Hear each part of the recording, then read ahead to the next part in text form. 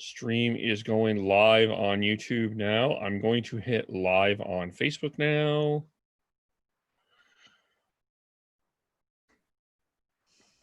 Oh, there you go. So we're live on both. We'll be starting in approximately 1 minute. I can make all my noise now so that way I'm as silent as possible during the broadcast. Man, if people come on now, this is the fun time. Yeah. We actually encourage you to come before we all start because, well, You might catch something fun. I don't know. you might catch something fun. Or just witness the shit show that is us unscripted. Yes, exactly. Before the actual show. Well, it's like Fan 960 from 5:30 until 6. It can be a real fun listen. I think I've done that before, and yeah, it's like everyone just like rolling into the studio, haven't had their coffee yet. Yeah. It's not recorded either. No, but this is recorded. Yeah. All right, let's go. All right. We are live.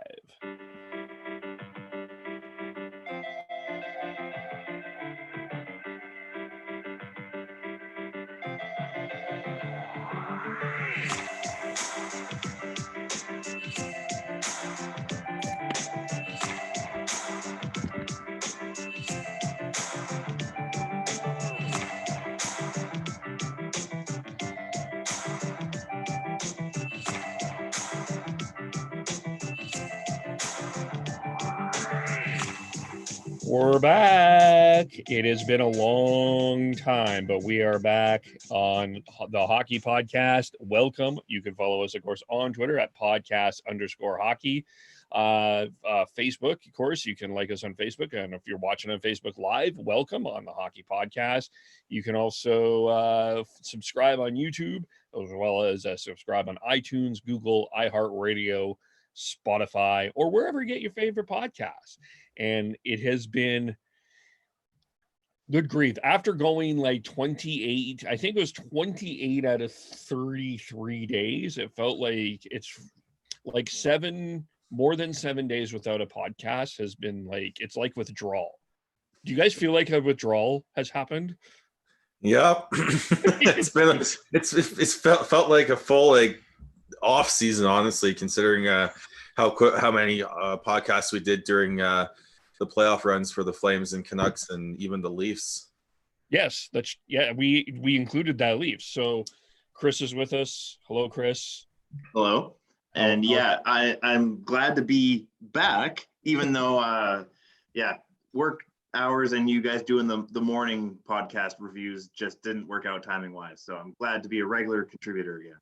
Yay. And Sean and Heidi, hello. Hello. Hello. Yeah, it was this past week we spent the week up in Wainwright visiting Heidi's family, and it's nice to be back here in Calgary and back on the podcast.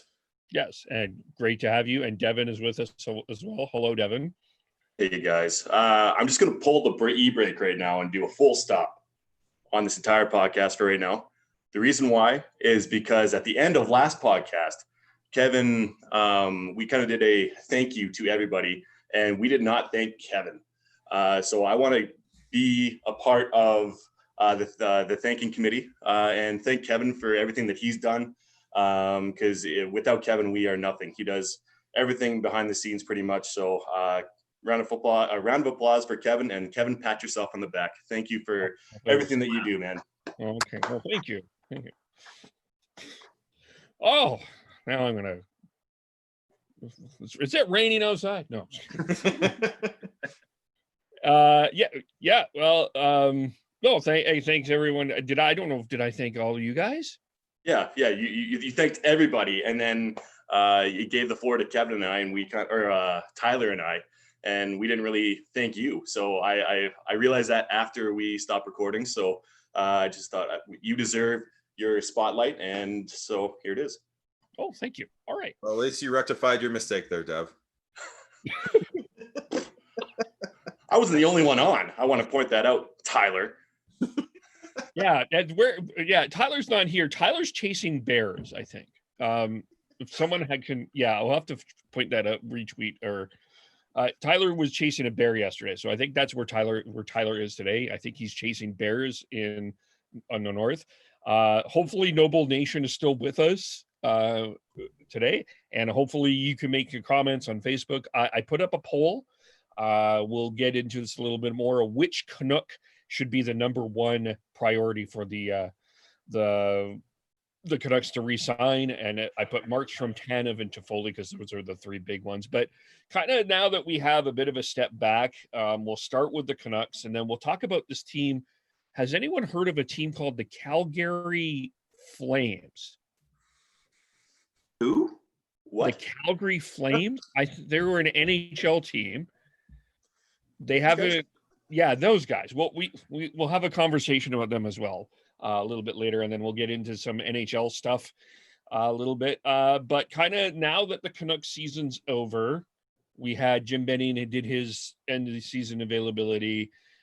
Travis Green did. We've heard from a number of different players.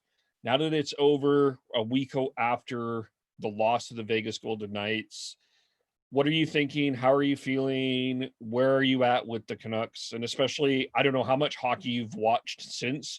Kind of seen where the other four teams are. Where are you at where the Canucks are? We'll start with Chris.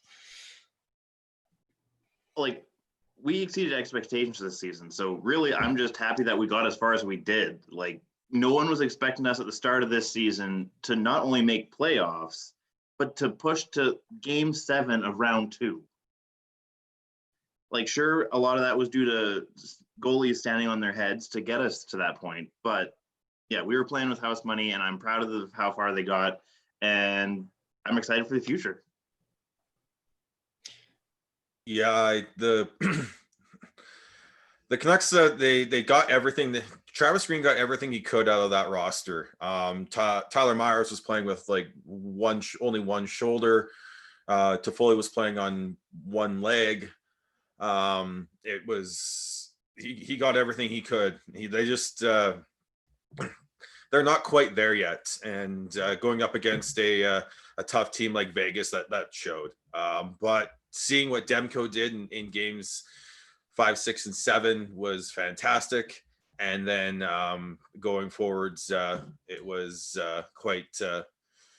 it's quite promising, and it adds another wrinkle to what this offseason is going to look like for the Canucks, because with the flat cap, despite them having around 14 million in cap space, that cap space is going to go away pretty quickly if they want to re-sign players like with the amount of free agents they have.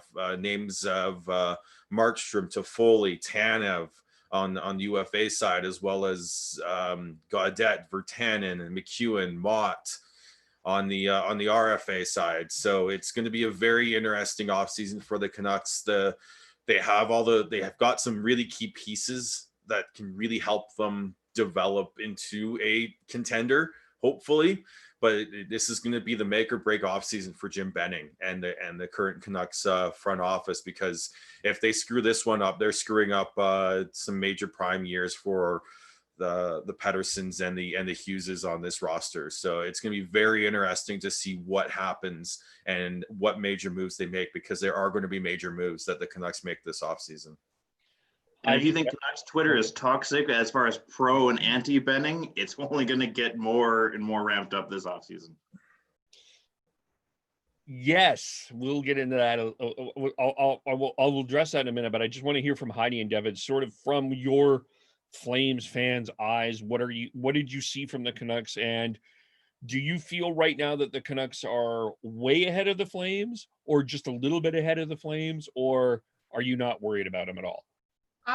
So like I actually managed to like kind of watch the last couple of games that the Canucks were in. I was being a good girlfriend and sitting and watching with Sean. I mean, they definitely, like, I feel like they play with more heart than the Flames do. So I would say that they're definitely, I think they're a little bit of ahead. They're ahead going into next year for sure. I think, but not. I wouldn't say like super duper ahead. Like they still have their their issues as well. But yeah, they look better than my team, and that was frustrating to see. But then again, as most Flames fans know, our team is super frustrating, and being a fan of them is an emotional roller coaster. Yeah, the Canucks, I feel like they took a massive step forward this year. I don't know if they're ahead of the Flames. I mean, if I was going to put a percentage on it, they're probably 51%, that 1% better than the Flames. I'm just curious on next season and how Jim Benning's going to really solidify this roster. Are you going to have Markstrom back? You're going to have Toffoli back. Where's Jake Virtanen going to be?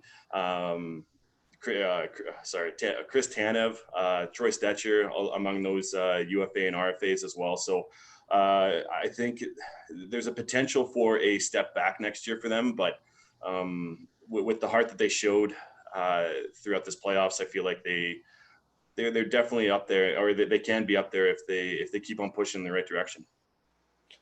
Okay, so let's get to Benning, because there has been already the I don't trust Benning now. We need a new GM. And then there's some that are like, we need, let's keep on with Benning. Sean and Chris, do you trust Jim Benning to go forward? Yeah, I think he's learned from his mistakes. I think he's you look at what he's done over the past, I think, 18 months. Basically ever since the January of not this past season but the season before, trading Goodbranson for Tanner Pearson was a stroke of genius. He was able to get a top 6 board for a plug of a defenseman. And then, you can quibble over the Tyler Myers contract. You can quibble over the Michael Furlan contract, but the Furlan one, I think you can't really quibble too much over because of injuries and everything. It'll be interesting to see what happens with him there, because I think he wants to play, but I don't know if the Canucks are going to be willing to risk that with him. So it'll be interesting to see what happens there. But in terms of building a roster, I think he knows what to do. I just don't, it's whether or not he can pull it off in terms of trying to make it all the pieces fit within the cap, with it being a flat cap this year. Yeah, like, have I agreed with every single movie he's made? No. But am I generally a supporter and believe in what he's trying to do? Absolutely. I don't think he should be in the hot seat at all. I think he should be proud of how far he's gotten this roster. Has he made some boneheaded moves as far as, signing guys to maybe too much term? I think so, but I think he's learned his lessons and he's gotten continually better over the years. So, like Sean mentioned, this is going to be a big test for him this offseason, and we'll see how he does. If Devin's theory is that there could be a step back, does that put more pressure on Benning? Do you see would you be okay with somewhat of a step back if the Canucks are able to go forward further? Yeah, but it just depends on what that step back looks like. If they take a step back because they've let Markstrom go and they've given the reins to Demko and he struggles a little bit, going from a 1B backup to a 1A starter, but you're making that right step and giving the reins to him, that's something to be okay with.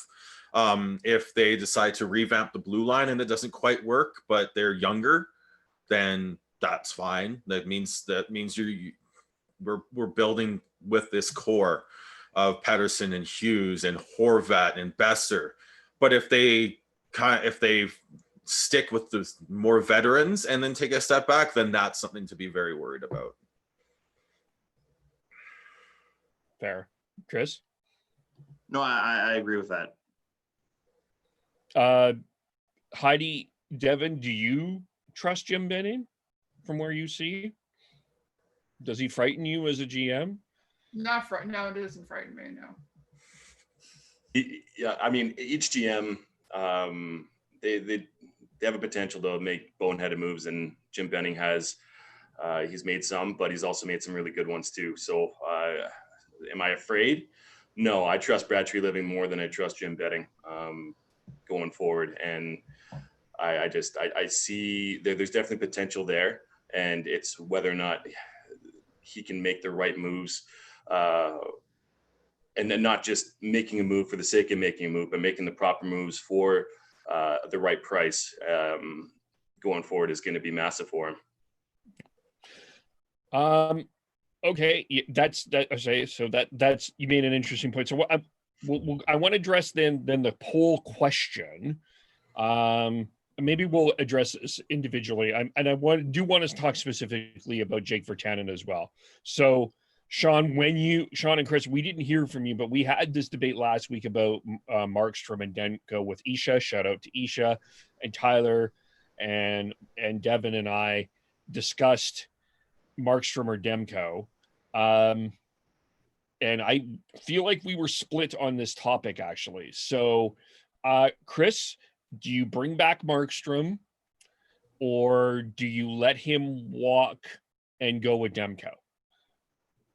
I know Sean's not going to like my answer because it's too much sitting on the fence, but I'm really split. Like I'm really not sure just because how good Demko was and how good I think Demko can be versus how good Markstrom's been for us the past 2 seasons and the raise I know he actually deserves. So yeah, as far as trying to balance that out and which one you go with, to me, it's I feel like we're going to be pretty successful either way. It's just a matter of who your bias is towards, I guess. For me, it just comes down to what's the price for Markstrom and what's the term for Markstrom. If you can keep it to 5.5 at the most and 3 years at the most without any movement clauses to hamper you going into next summer's expansion draft with Seattle, then yeah, bring back Markstrom and go with a tandem, because I think you're going to need 2 solid goaltenders next year. We don't know when the season's going to start. We don't know how long the season's going to be, but no matter what it is, I think we're going to see a very compressed schedule, and you're going to need to make sure that you can roll 2 goaltenders more than you would on a normal season. So making sure that you have 2 solid goaltenders should be a priority for any team going into next season. There's a reason why Montreal went out and is willing to spend over $12 million on their goaltending next season and acquiring Jake Allen. That price point, I 3 years at 5.5, someone else is going to offer him more term and probably around $6 to $7 million. It's whether or not Markstrom wants to stay at that point, because that's way too low for a top 5 goalie in this league. And I understand that, but I put this out on Twitter yesterday. Wondering with the landscape that the world is in and the uncertainty that we have, I wonder how much players are going to value certainty and stability and trust with organizations more than money at this point. Giving up maybe some money to stay in a stable situation and knowing that you've got a goaltending coach that gets him, you know that you've got a head coach that gets him, and a team that he knows, and in a city that he knows and trusts, in a city that has handled this whole situation with the pandemic pretty well comparatively to, say, a lot of the cities in the States.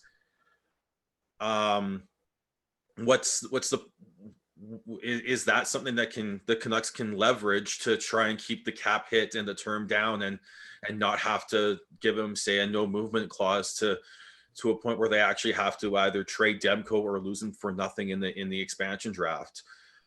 The performance that Demko put in at the end of the series in versus Vegas really helped the Canucks bargaining power, because they can play a little more hardball here. They've got the goaltender of the future in Demko. And so wouldn't that deter Markstrom from re-signing? Because if you think about it, if you have if his no trade clause, if he doesn't have one in there, but he's doing 3 years at 5.5, I see him walking. I don't see him staying because it doesn't make much sense. If I was Markstrom, it wouldn't make much sense to me if I'm going to trust Vancouver in making sure that I'm going to be okay. Why would I put it in their hands to trade me somewhere else potentially? Because they need to make sure that they have Demko going forward. Well, he can still have a limited no trade clause or even a full no trade clause. It's the no movement clause that Canucks need to avoid. The no trade clause does not preclude them from being able to expose him in the expansion draft. And they can do, and they can find ways to structure the deal to make him less attractive to Seattle. Say, if you put a signing bonus that's due, say September 1 of $4 million type deal, or structure the deal to a point where it's like, if you draft him, you have to pay him a significant chunk of cash before you've even played a single game. So there's ways to get around it. But what I'm trying to say is you have the ability to play a little more hardball with Markstrom and say, we're willing to go with Demko at this point. If you're not willing to give us a bit, like, if you're not willing to come down and meet us at this point, whatever that point is, they can do that. Maybe it is 3 years at $6 million, because the rumored deal for Leonard right now is 5 years at $5 million, and he's about 18 months younger than Markstrom. So for me, you play hardball with Markstrom, figure out what that line is, term wise and money wise, and say that no matter what you sign, we're not signing you to a no movement clause. We'll give you the no trade clause, but we're not giving you the no movement clause. And then if he says, look, I'm going to go test UFA, then you explore your options elsewhere to bring in a solid veteran goalie to tandem with Demko next year, because Demko looks like he's ready. So I just want to throw a different scenario at a couple different scenarios here. I'm going to ask first, Heidi Devon, would you be interested in bringing Markstrom in as the goaltender next year? Yeah, I was about to jump in there. I was like, I would want, like, I think for the sake of the Canucks, like, if you guys could keep Markstrom and Demko, like, if you could keep both somehow, if you could make that work, that would be smart for you. But me speaking as a Flames fan, I would love to have Markstrom. So have a tandem of Markstrom and Talbot. So, and I guess that's the thing, right? Is which situation, and it's easy to look at this and say that you can play hardball with Markstrom because you think you have some advantages, but I could look at Calgary has some advantages over Vancouver right now in terms of things that they can offer. Edmonton sort of does too, maybe, depending on how you look at Edmonton and then depending on how Edmonton runs. But there are situations, I think, that if you're Markstrom, could be a better situation than what is in Vancouver, and he could make more money. Yeah, I don't know if you can play as much hardball with Markstrom as people think that you can. Yeah, I agree with Kev there. You can try and play hardball with him, but he's just going to walk. I mean, there's going to be 31 and eventually 32 other teams that will want him being a top 5 goalie in this league, and Colorado being one of them with having a lot of cap space, right? Yeah, and that's one situation that nobody's talking about is Colorado. If Colorado had a goaltender, they would have been in the Final Four. Totally, and they're in a winning mode right now, and they can offer the money, the term, and give you a chance to win a Stanley Cup within the next 3 years. So to me, I mean, I would love him in Calgary. He'd be amazing in Calgary. But it'd be hard to run a tandem. Or what do you, I guess the other question would be, what are you doing with Rittich? Because Rittich has one more year left. Could it be a sweetener, Tyler, a sweetener in a deal? But who knows exactly? There's going to be a lot of movement here within the NHL. The next 3-4 months, and who knows exactly what's going to happen here. you could be looking at St. Louis as well, a potential landing spot for a big goaltender, potentially like Markstrom, and have a tandem of Markstrom and Bennington. So I don't know. There's a lot of potential here for a lot of moves. Like, I think it's not necessarily a hardball, when maybe it was the wrong term to make, but to use. But I'm saying you have your line, and you don't cross it with Markstrom. If it's 3 years at $6 million, that do it. Like, find a way, because for me, the two that you have to look at, the first one you have to look at it is Markstrom. Okay, are we bringing back Markstrom? And if you do, then you can potentially really revamp that blue line a little bit more. You can walk away from Tanev.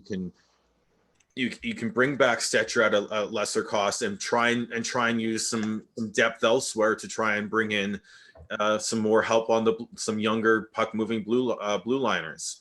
Or if you go with Markstrom, then I would probably bring back Tanev, because you want to be able to insulate Demko a little bit better with very strong defensive defenseman, which Tanev is. And then you've got Toffoli, who I think they definitely need to bring back, because he rounds out that top six really well. And he provides some flexibility for Travis Green in terms of his lineup as well. So I think it's the first person they have to make a decision on is Markstrom, and that will will determine how they approach the rest of their UFAs and RFAs after that. Okay, let's get to Tanev. From the Canucks perspective, I'm going to have to disagree with Sean a little bit. I don't know if I'm bringing back Tanev at the price that I think he wants to be paid at. I don't know if I would consider him a top 4 defenseman going forward, because I do think Tanev or not, you're going to need to improve that blue line. That has to be, in terms of positions, that's the offseason priority in my mind. But I think Tanev is going to get paid on this market. And I think that there is a number of defensemen out there that I think can do what Tanev does at a little bit of a cheaper rate. Now, I understand what you're going to say, that there's a lot of intangibles that Tanev brings, but I don't know if at the price point that Tanev is going to want to be paid, that I would be comfortable bringing him back. What's that price point, Kev? I think he's probably going to want over 6. No. I don't see it. Not on a flat cap. Not when everyone's doesn't have. He's not an offensive guy. Goals and offense pay. He's making 4.5 now. I don't think he makes much over 5, and it's going to be a 1 or 2 year deal. Especially with his injury history too. And if there's anyone who's going to look at stability, trust, confidence and comfortability in a situation, it's Chris Tanev. He loves it in Vancouver. He wants to stay. I bet you he takes around $5 million for 1 to 2 years and continues to just do an evergreen one year deal type deal to end his career in Vancouver. I think that's what he wants to do. I think like Price and Edler are totally on the same level in that regard. I think both of them are lifers at this point and would want to just finish their career here.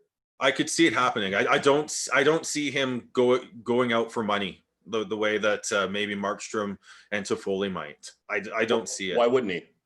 Why wouldn't he? Because he's not wired. I don't think he's wired that way. I think he's quite happy making $5 million a year for next season and potentially another season to play with, say, Quinn Hughes and watch this core grow. He's put a lot of emotional energy into helping these young players. And I think I wouldn't be surprised if he wants to make to be a bit of more of a team, take a little bit more of a cut type deal and help this team build and grow and see what they can do in the next 2-3 years.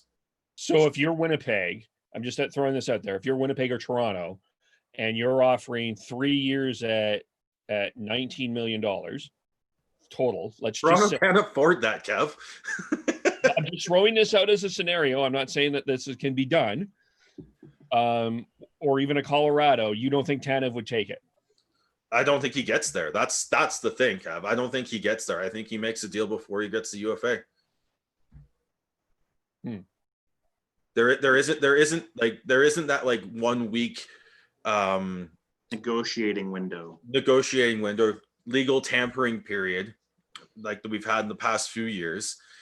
I honestly, we talk about Markstrom being the first one that they have to make a decision on, but I wouldn't be surprised if Tana's the first player off the board in terms of UFAs for the Canucks, because they'll go, would you like $5 million for 2 years? Yeah, sure. And then they'll probably throw in some trade protection, and boom, they're done. I see it completely different because with his injury prone years, and he's 30 now, so it's going to put him to 32, 33 at five, let's say 15 million throughout those 3 years. And I don't know. With the uncertainty of the NHL, with the uncertainty of the economy, and I think there's way more to it now than it would be back before COVID hit. And I feel like players are going to be looking for stability and certainty, cost certainty. So you're putting a lot on his character, and I could be completely wrong with this. And I mean, who knows what he's thinking, but I see it completely different. You're willing to eat crow if he's right? As long as you cook it properly. All right. So from five days ago, tweet from Rick Dollyball from Wade Arnott, like quoting Wade Arnott, Chris Tanev's agent. Chris has always stated his desire is to re-sign in Vancouver, and that has not changed. We'll see how the Canucks wish to proceed. I really do think that he's not going to take a massive pay cut, and he like I say, he's making 4.5 now. If they bump it up to about around $5 million for 2 years, I don't see why he passes on that. He loves it in Vancouver. He loves being dad to the team. They're gonna bring in some more younger players next year. Ole Juolevi likely, as maybe even a couple other up front. He's gonna relish being continuing in the role he's in now, and I do think that he's gonna. If there's anyone who takes that, I'm not saying that every player is going to look to that and go, I'm going for stability, going for sticking with the franchise I've been with for a while because I trust them. I understand. Like I feel more comfortable with them. I'm not saying every player is going to do it, but if there's one player who I do think is going to do that, like I feel confident in, it's Chris Tanev.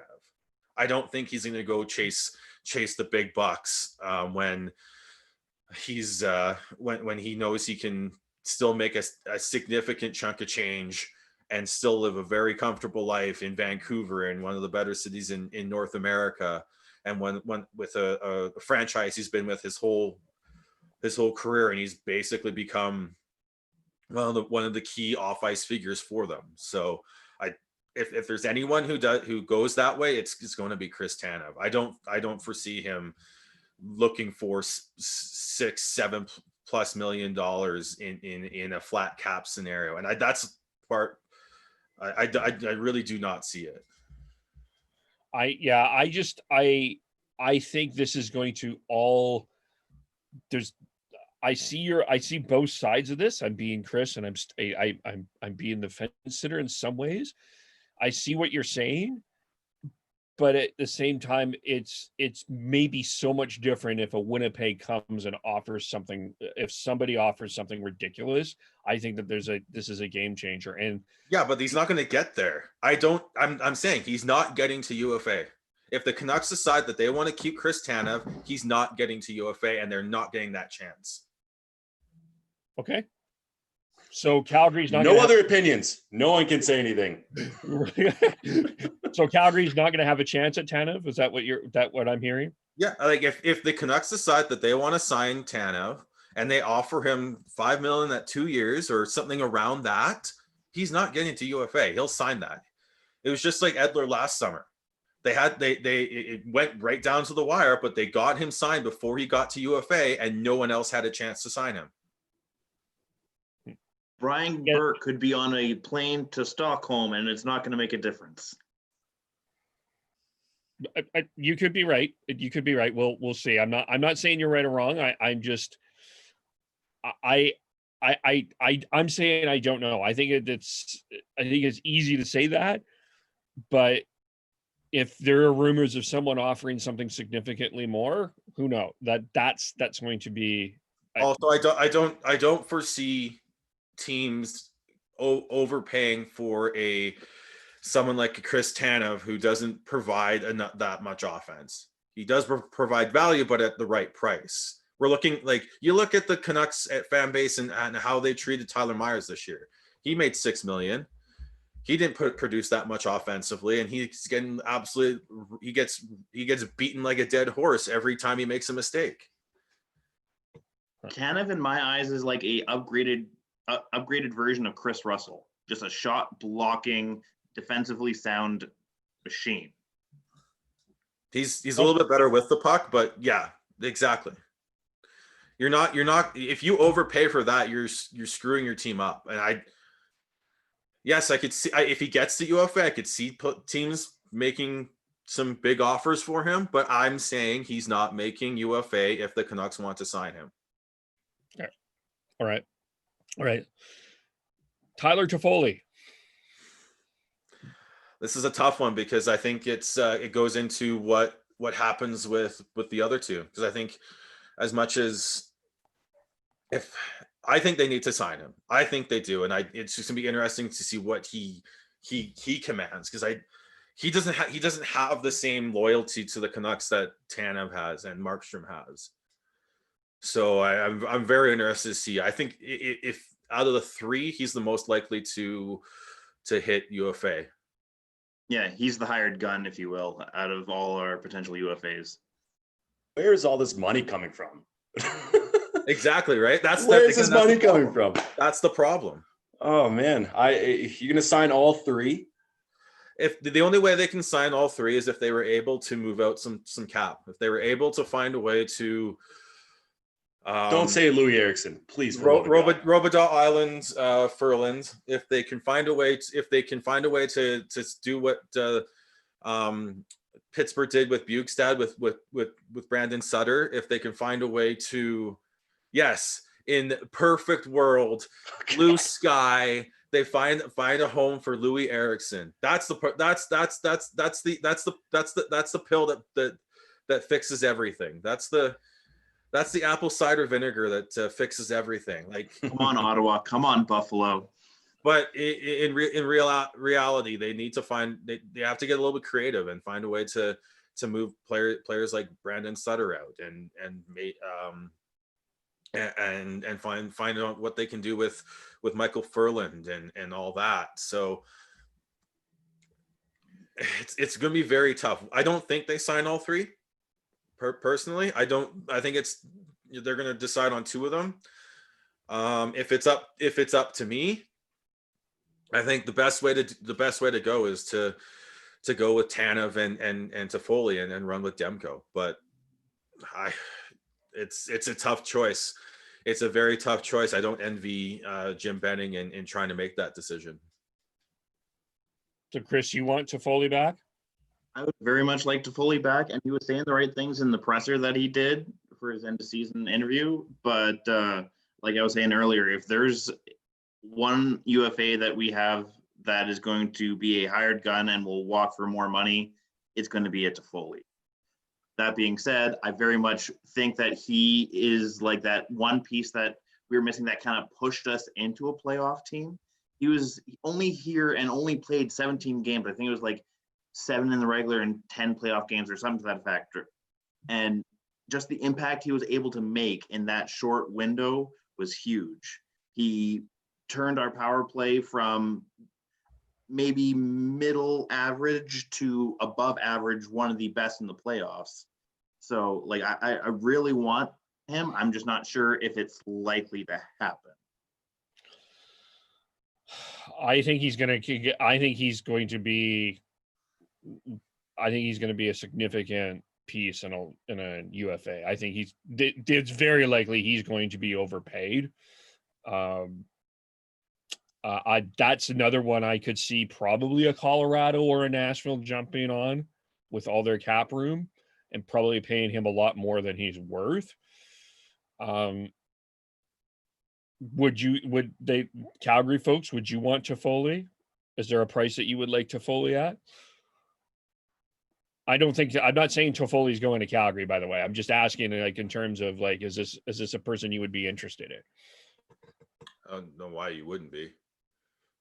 I think that's he would be a great addition to the Flames. Put him on that second line with Backlund and Tkachuk. Upgrade Mangiapane to that top line, or vice versa. Have a scoring line of Monahan, Gaudreau, and Toffoli, somewhere along those lines. But there's just so much uncertainty with each roster. It's hard to place them as of right now. The one thing with Toffoli, though, is I don't think he's going to want to go too far away from California. I think he's going to want to stay on the West Coast or West Side. And I would seem to me like it would be the California teams, Vancouver, maybe Vegas and Arizona, maybe like Colorado. Yeah. Like those 7 would have an option. But for me, I guess from my perspective, we haven't gotten to Virtanen yet, but for me, my 2 priorities would be Markstrom and Toffoli, and let Tanev go, because I do think you can get a Tanev light in free agency. I mean, I think of a guy like Travis Hamonic as an example. I think would be a guy that the Canucks can look at. Mark Borowiecki. There are going to be options Tanev like out there that I think that you can pay less. But I do see where you're coming from. But my 2 priorities would be Markstrom and Toffoli. And because I understand your sample size with Demko, but I'm with Tyler. It's a sample size, and I don't know if unless you are convinced that there is another goalie out there that will take a bit of a hit, like a Talbot or someone else, a Grice or something like that. I'm not sure I'm going to run the ball with Demko next year. Well, again, it's going to be a tandem next year. So if you let Markstrom go, you have to bring in a veteran goalie to tandem with Demko. Let's say Markstrom goes to Calgary, that means I don't think they re-sign Talbot. I'll say that right now. Yeah, it'll be a Markstrom Rittich tandem in Calgary if that's the case. And Cam Talbot will be a fantastic pickup for the Canucks to play in tandem with Demko. But it's a really tough decision with all 3. And then we still haven't touched any of the RFAs. Okay, well, the big one. I think Mott's coming back. I don't think and Mott has to be a priority of the RFAs, in my opinion. I'm just going to put it out there. Tyler Mott is one of my RFAs that I'm signing first. But I think 100%. I think you need that type of guy in your lineup. 2 years, $1.2 million. Done. Okay. What do you do with Jake Virtanen? Trade him. Is that an easy trade? Depends. I think it's going to be something like a. Okay, I'll throw this out there. Sven Baertschi, Jake Virtanen for Josh Anderson, and throw in another contract, a bigger money contract. Absolutely no way. That's lunacy for Columbus to accept that. There's no way that would happen. I mean, you're throwing in a AHLer in Sven Baertschi, and you're throwing in a project like Jake Virtanen for Josh Anderson. Goals in the regular season, Devin. Character, man. Where's his character? Where's his professionalism? Where's his head at? And that's the big question. He can produce if he wants to, but does he want to? You know who could get the best out of that out of Jake Virtanen though? It is John Tortorella. It's true. I don't know if I think that would actually. I wonder if that would be worse for him. No, it'd be perfect for him. He's hard-nosed. He'll go to bat for Virtanen. Tortorella is like the perfect coach for Jake Virtanen. So maybe you're not throwing in Baertschi. They have shown interest in Baertschi before. I'll just put that out there. Columbus has shown interest in Baertschi before.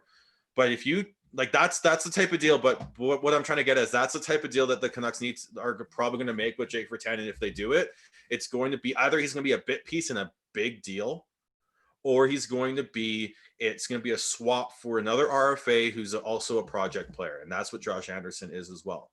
Josh Anderson, he has a higher ceiling than his potential's higher than Virtanen in my mind, and I don't think Columbus bites on that. I mean, you can throw that around all day, but I feel like another team would have a better offer on the table before. Maybe, but that's the type of deal. Vancouver That's the type of deal they're going to have to do. It's going to be project player for project player. Yeah. If you can get Virtanen, if you can move Virtanen, I think it's easier to sign Toffoli for sure. And I do think for Virtanen's sake, wherever he goes, I do think it would be better than where he is in Vancouver. I think a new scene would help him. I've said this before, he reminds me of Zach Kassian in that I think he's going to be a late developer into finding out exactly who he is. And he's not going to be, whoever takes him, he's not going to be a perfect player. He's going to have his flaws, and you're going to have to decide if those flaws are worth keeping around.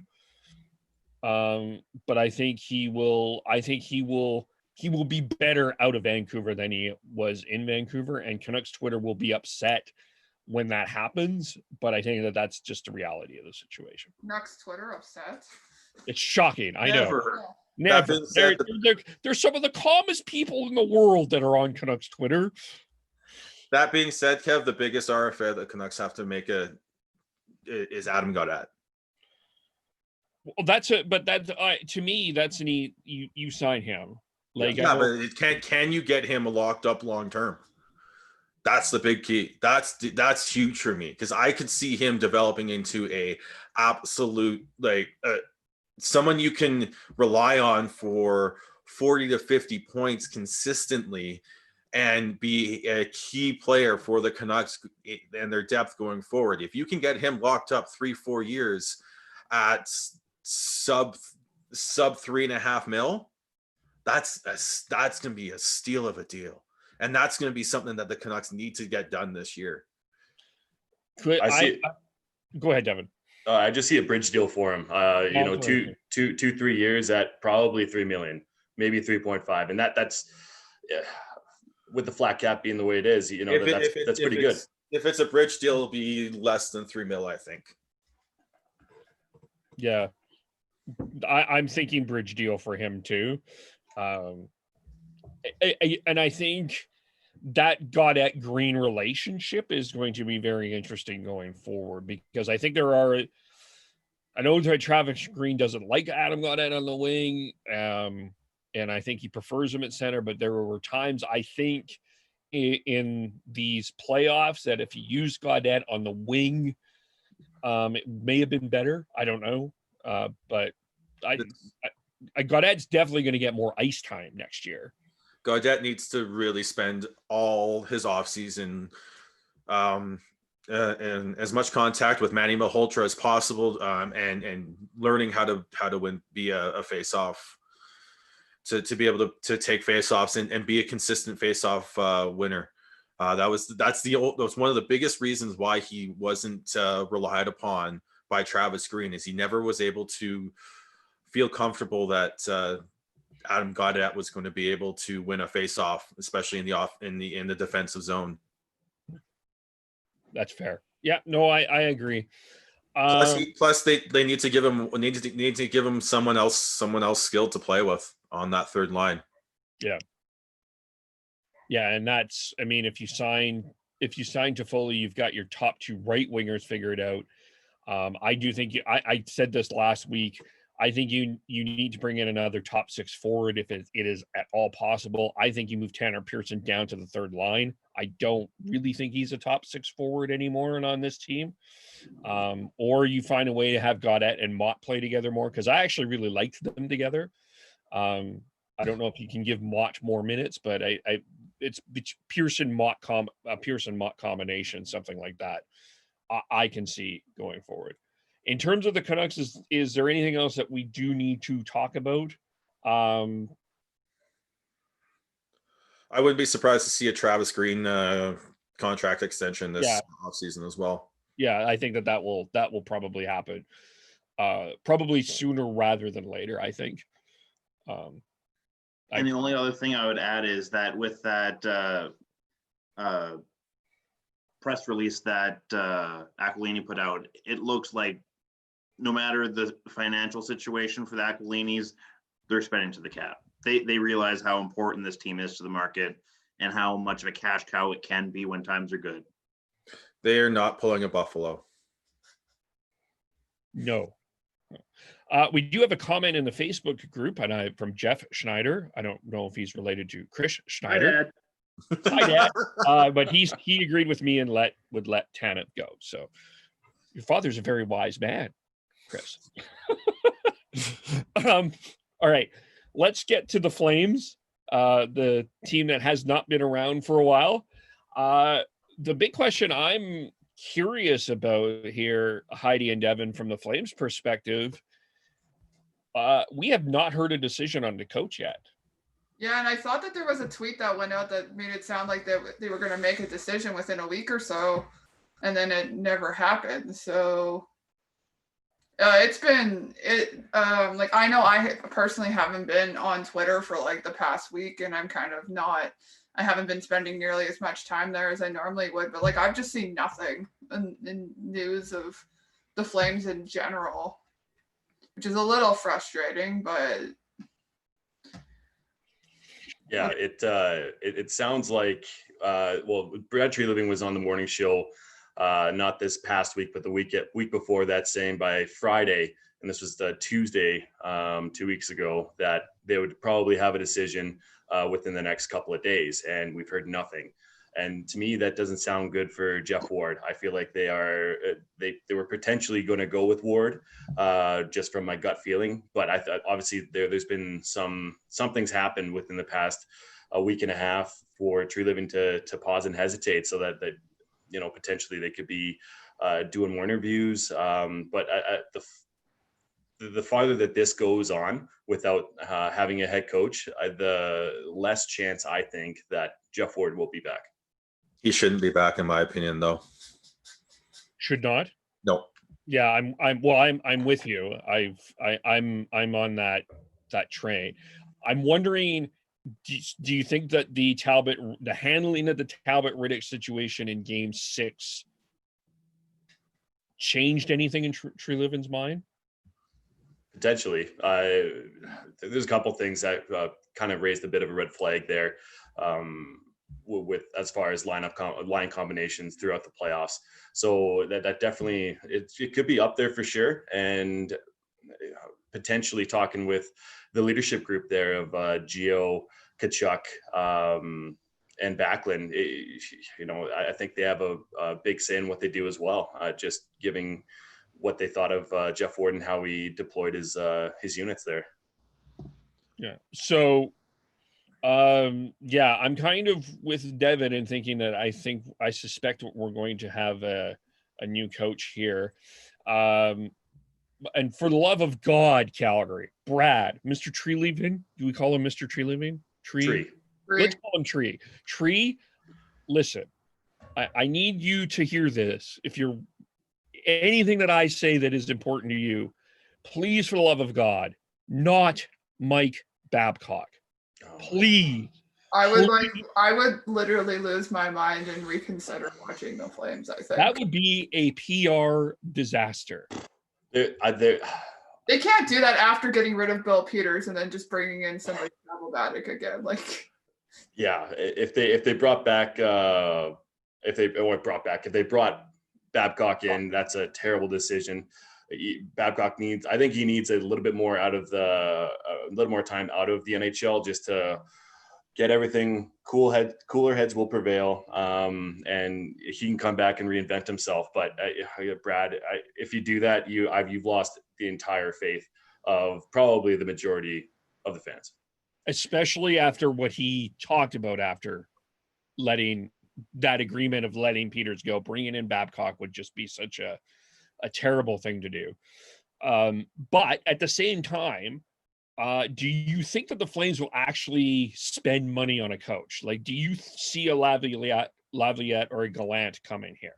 Those are the two big names. Maybe. I'm not 100% sure, but I could see them doing. They have to do something. So because I agree. I don't see them bringing Ward back. And as Devin said, with the more time that is going by, it means that they're doing a little bit more. They're doing a little bit more thinking on it and maybe doing some more interviews. So yeah, you never know. I feel like I just don't know enough about coaches and how all this stuff works to really form like an absolute opinion. But all I know is I'm 90% sure that it's not going to be Jeff Ward. As far as paying for a big name coach, like I'm not sure how deep or committed the Flames ownership is as far as like their willingness to spend, because coaches are not on the same sort of system as players are as far as fitting under a salary cap. Like it depends on how much the organization has to be able to spend. So that really depends. Yeah, Mike Babcock tried to set a new standard for coaches, and that was before we had a flat cap. And I mean, without even having a flat cap, the economics of each owner has more than just a hockey team. They have different industries that they're involved in, and the economy right now cannot sustain paying somebody more or paying a coach more than they would probably get on without having COVID happen. So, I mean, Brian Burke came out and said that when he was with Calgary, he had no the ownership did not give him any structure towards paying a coach. And who knows what that means? Because Brian Burke, he has proven to back the people that his players, his coaches, everybody. So who knows if that's just putting a blanket over top of it and saying nothing to see here when there is. So who really knows what the Flames ownership is going to do? But if they're going to be successful, they need to pay for one of those top good coaches of Gallant, Laviolette, and Boudreau. I forgot about him. Boudreau, thank you. Yeah, that's who I was thinking of. About Uncle Bruce there. Yeah.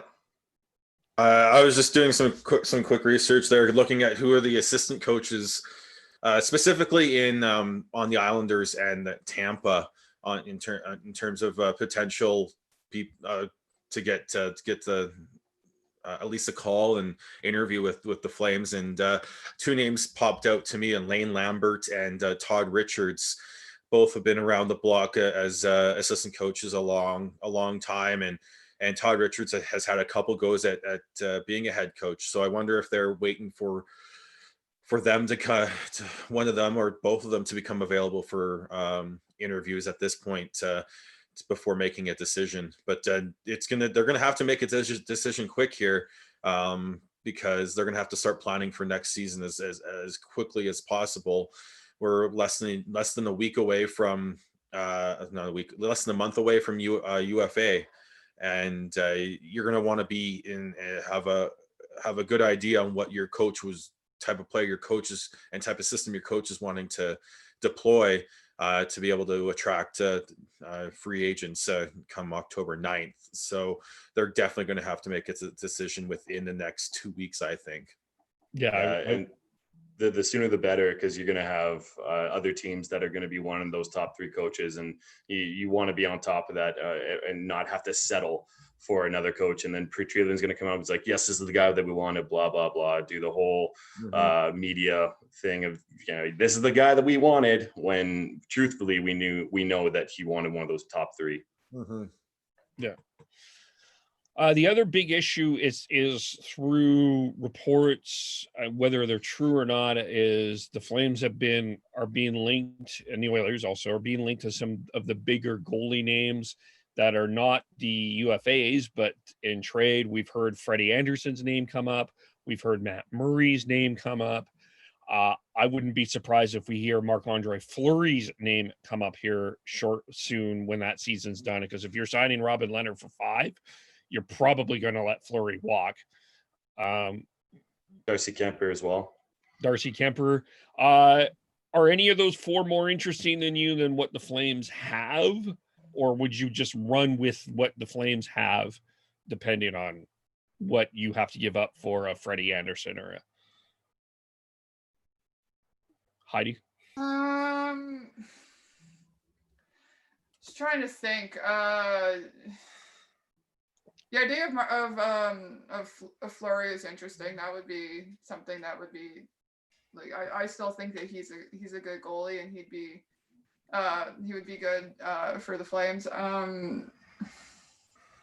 Murray, I don't know too much about, other than the fact that he was the one that Pittsburgh kept instead of Fleury, right? So, and yeah, I just, in terms of the Flames, like I just want there to be like a more, as I said, more like that top 5-ish goalie with a reliable backup. I'm kind of getting sick of this 1A, 1B situation going on with the Flames, to be honest, because it doesn't seem to be working with them. And just every year we just play goalie roulette and just pick up a new guy for a year or two, and then it doesn't seem to work out. So yeah, I'm not 100% sure, but I like Fleury. Like that would be an interesting thing. I just don't know what we would need to get him. Yeah, all those goalies sound good to me. I mean, Matt Murray.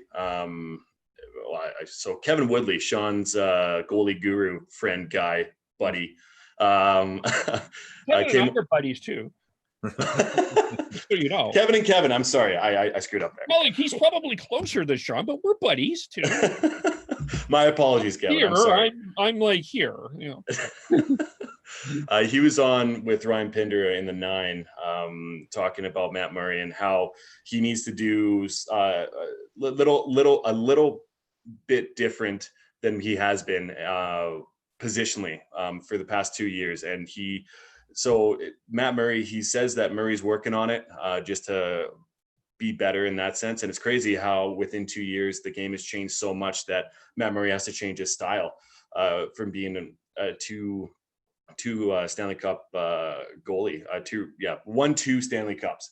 And I feel like with potentially getting Murray, you're going to have to go to arbitration with him, and who knows what the arbitrator is going to be ruling there. And it could be $5 million or $6 million.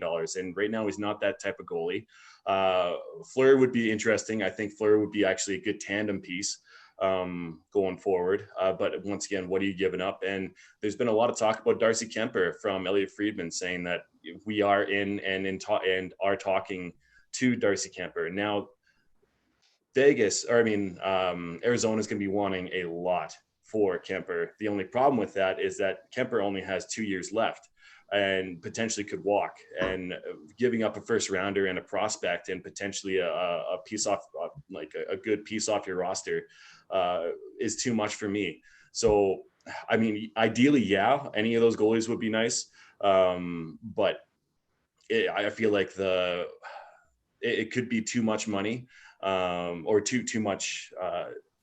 You have to give up too much to let that happen. Now, with saying that, though, with the goalie market being the way that it is for the UFAs, could be a blessing for a goalie trade, because they're not going to get a lot for those goalies. So, it'll be really interesting to see how Brad Treliving goes about doing that. But once again, if you look at the big picture, the past 2 years haven't been a goalie issue for us in the playoffs. It's been a player issue. So, to me, looking at those goalies, you can get a UFA goalie and have a good tandem with Rittich and give him another shot. And if Rittich doesn't do well, then you run with that other goalie. And I feel like that top tier of UFA goalies with Greiss, potentially Khudobin. Khudobin might be asking a lot, considering he's in the conference finals right now.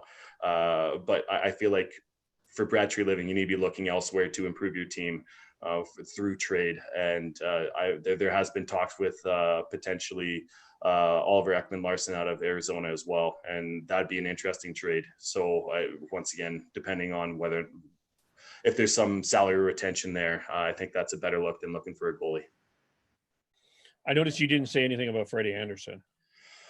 I don't think Freddie's going anywhere. People are like, I hear that Dubas is taking calls on him. He's not shopping him, but he is listening to what other GMs are offering them. And I feel like with any player or goalie, if people are asking, you got to listen.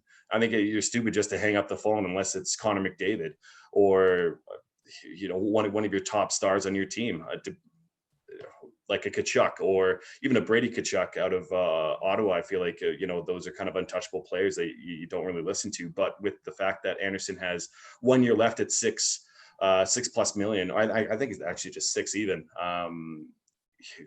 You got to see what's out there. And if you're not listening to it, you're not doing your job as a GM. I feel like Sean was going to say something. I'm going to look something up. I think a lot of it comes down to what they feel about Dustin Wolf, and I think they're a year away from making that a real decision on him.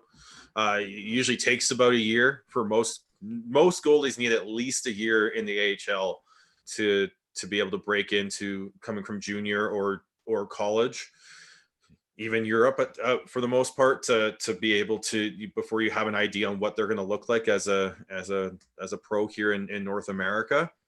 So it's going to be, they can't really rely on him there, but I do think they think very highly of Dustin Wolf. And I don't know if that's the only thing with going for, say, like a Matt Murray. He's on the younger side, and I don't know if they would want to give up the assets for a Matt Murray and potentially block a Dustin Wolf in that aspect. I don't know what Arizona's going to be asking for Kemper. I don't think it's going to be as big as Devin was alluding to. The goalie market is so weird. You never know what the last goalie to go for a first round pick in that was Robin Leonard, and that was just because the Buffalo GM just had an absolute love fest for him and really wanted to bring him in. So I don't know if the price to get Kemper is going to be really that big, especially when Arizona is going to be looking to cut costs significantly. So it'd be interesting. I think that's your best option. He's 30 years old. He's at $4.5 million for 2 years. At the end of that contract, you're going to have a good idea of what Rittich and what Dustin Wolf and even Artem Zagadulin look like at that point. So I think Kemper really is your best option. And I wouldn't be surprised if he ends up in Calgary, honestly. And I won't be surprised if it's for what many people would think would be an underwhelming price.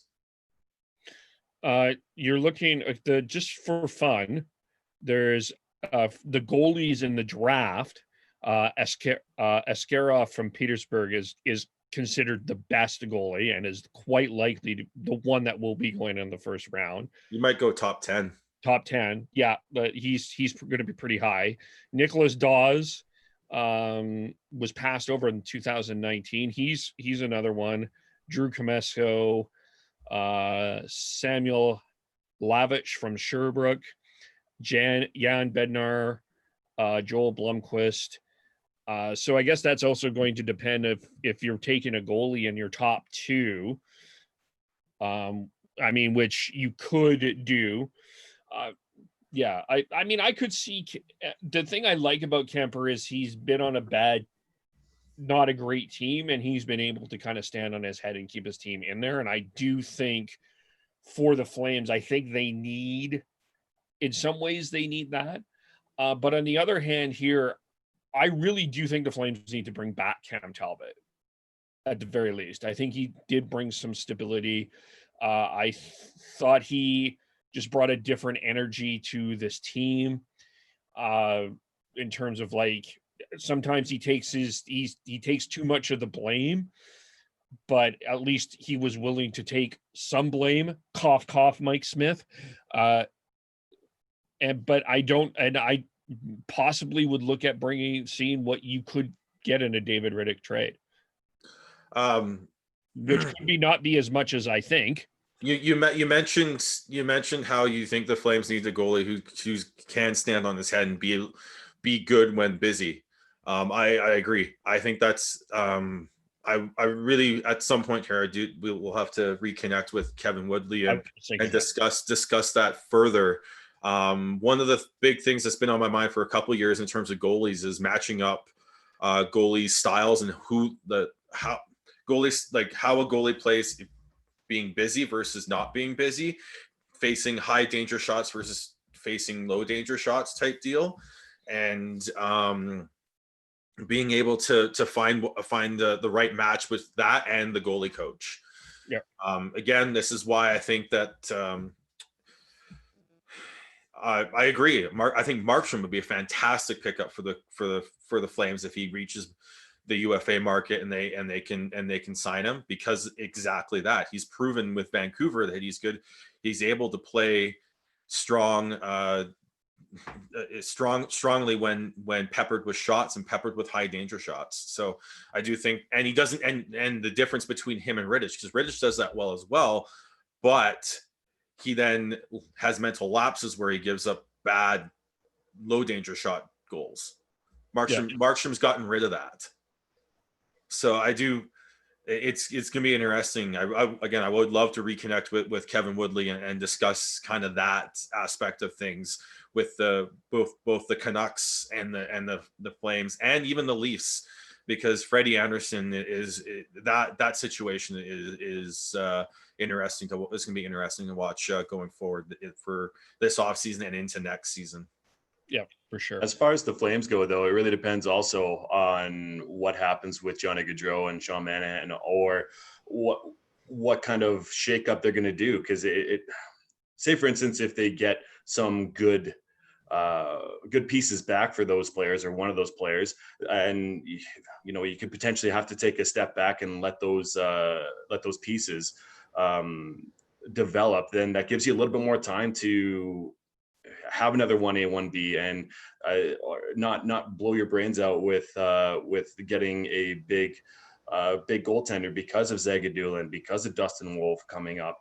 They have potential, and they've shown that they're able to stop the puck at a high level AHL. And I'd say Dustin Wolf has a higher ceiling as of right now, but with goalies, you never know how they're going to develop, because Parsons was supposed to be that. Gillies was supposed to be that. And Gillies, we're going to let him walk this year. I'd be very surprised if we have him back because of the goalie backlog that we have in the system. So I think that has to be the thought process too, is if we do get rid of some of our key players, what do we get back, and where do we see the team going forward? Just quickly on the Gaudreau front, I guess I'm going to throw.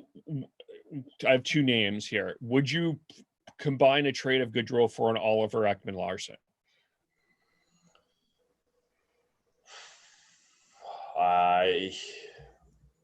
Yes. Yes, and I don't know. That's a good question. God, I think that it'd be decent. It'd be a decent trade for sure. The only thing though is I don't want Oliver Ekman-Larsson on the back of his years at what is he at, 7 million, 8 million, 8.25 million, 8.25. That seems like for the next 3 to 4 years. That sounds good, but then you're in the same position that you are with Gio as of right now, and potentially with him falling off a cliff. So yes, Oliver Ekman-Larsson has been an elite defenseman and has shown that he can solidify your top four. But man, having another long-term contract like that at that cap hit can be detrimental to a team. Yeah, I don't want to entertain that. I don't think. Okay, I'm going to throw one more name into this. He played in Calgary before. He's definitely going to be. If I'm him, I don't want to go back to Boston. Would Tuukka Rask be an option for you in Calgary? Would you be interested? Tuukka Rask, he was in Calgary? He played with the Hitmen, didn't he? No, you're thinking Victor Rask. Oh, yeah, Victor Rask. Yeah, his brother did. But seriously, on that same level, it doesn't matter if he did or not. Okay, not my apologies for the mistake. Would Tuukka Rask be an option for you? Absolutely, at the right price point for sure. Would you throw Gaudreau in a trade for that? I would want more than just a 1-for-1 for sure. Because Tuukka's, what is he? He's 33, 32. No, he's older. Yeah, and Bruins need to get younger, absolutely. So I do think that there would be interest in Gaudreau if I'm Boston, a little bit of interest. True. It'd be a really much bigger deal. Yeah. I agree. But as kind of a main piece, I could see it happening. It just has to be, Boston would have to once again Tyler sweetener or put a sweetener in that deal. I was trying to find a sound effect for the word sweetener, but I couldn't find one. So again, the goal market is so freaking weird. I don't think, having Gaudreau as a main piece is you're gonna get Rask and like plus in return for him if you're going to Boston. Maybe even like a Charlie McAvoy, because look at how you smiled there. Yeah, totally. Charlie McAvoy. So if we could throw that's insane. That's insane. Then the Flames are adding. McAvoy has a lot more value than Johnny Gaudreau. Well, for sure. I'm just saying, like, if Calgary is gonna give up a potential 100-point player every single year, or a 90-point player, you're gonna have to give up something significant. Yeah. It's what it's gonna be. Maybe not for a Rask, but this trade that is potentially coming for Johnny Gaudreau, that is, talk about a make or break for Brad Treliving, and I feel like he will do the due diligence and he will do a good job with it. I think it's more of his RFA or UFA signings that he has a hard time with. But as far as trades go, I feel like he'll have a good market for this. I would argue, as much as people are saying that this is Benny's most important offseason, in a lot of ways this is Trees, because if you're going to make the Gaudreau trade, you've got to make it work. Yep. Absolutely. We'll get to Chris's new adventure on that sign there, but is there anything else in terms of hockey stuff that we want to talk about? Have you been following the other games as closely, or did you just kind of do that decompress thing? It's like, I can't really watch hockey now because my team isn't in it. I've just been enjoying seeing players reunite with their dogs, to be honest. That's been my favorite. That's been like my favorite thing to see through all of this. Because as I said, we were away for a week. We didn't watch a ton of hockey. We would turn it on every once in a while and watch like a period or something, check the score or whatever, but haven't been paying too much attention. But yeah, I've just been enjoying seeing all the videos of players reuniting with their dogs. Kind of a similar regard for me, not so much the dog reunions, but more so just like not watching full games, maybe just tuning in for a period, seeing what the score is, that sort of stuff. Definitely keep tabs on what's going on with the rest of the playoffs, but not super, I guess, committed at this point. Yeah, same here. Just try watching every once in a while, getting back into it now, I think. But being away on vacation a little bit, it was nice. To take a little bit of break from watching it all the time and kind of decompress a little bit. But coming back now, and I'll probably be watching a little bit more. Not as religiously, but definitely a little bit more coming back now. Stanley Cup final, probably for sure. Mm-hmm. Yeah, I haven't watched anything, honestly. I've been enjoying the weather in Calgary. Yesterday was 26, and it looks like it's kind of getting more into fall. I was swimming in the Bow River, so it's I've just been enjoying the last little bit of summer, then worrying about hockey. And like Chris said, once the finals hit, that's when I'll start watching again. But as of right now, I've taken a good break, and it feels good. Yeah, I've been watching bits and pieces too, but going back in school and getting myself oral organized for that has been more my priority. So, although I did watch more Raptors last night, then is that a wrong thing to say on hockey podcast? But I did. No, I've been keeping up with it, and every once in a while putting Raptors game. Sacrilegious, guys! Come on. I watched the last 5 minutes of last night's game. My question is: did Devin have any PTSD after watching another Toronto team lose to a Boston team in Game 7? I was shouldn't even for I'm not a basketball fan, Sean. So thankfully I didn't have that. Thank you for bringing up another sore point. There's been one a podcast, and God, if you were here, if you were in the same vicinity as me right now.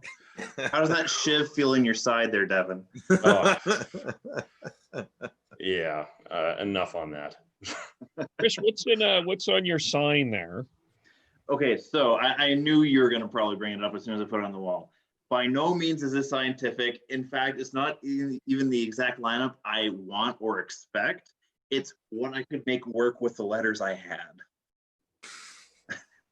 So is that Sidney Crosby on your top line? Oh. Yeah. So for those who can't see us, he has Bose, PD, JT Mill, Toffoli, Bo, Pearson. Oh, that's Besser. Bose, Besser. Okay, Pearson on your second line, Ruse, God, Vert, Mac, Beegs, and Mott. And then on the defense, you have Hughes, Dad. I like that. As in Tanev, Edler, Stetch, Myers, Oli, and then Markey on your backstop. So yeah, definitely not scientific. Definitely not even the ones that I expect or want, but I made it work.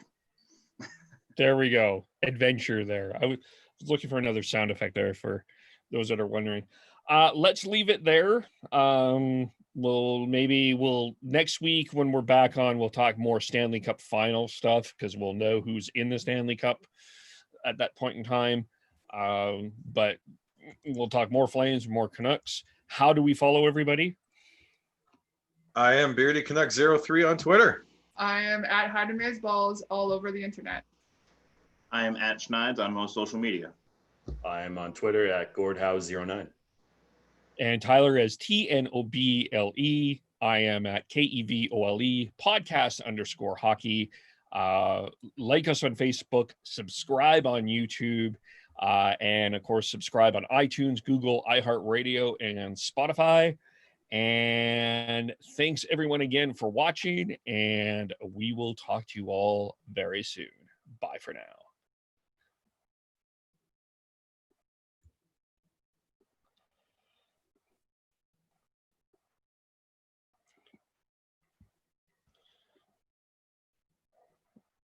That's done. Okay, now to the live stream on the YouTube.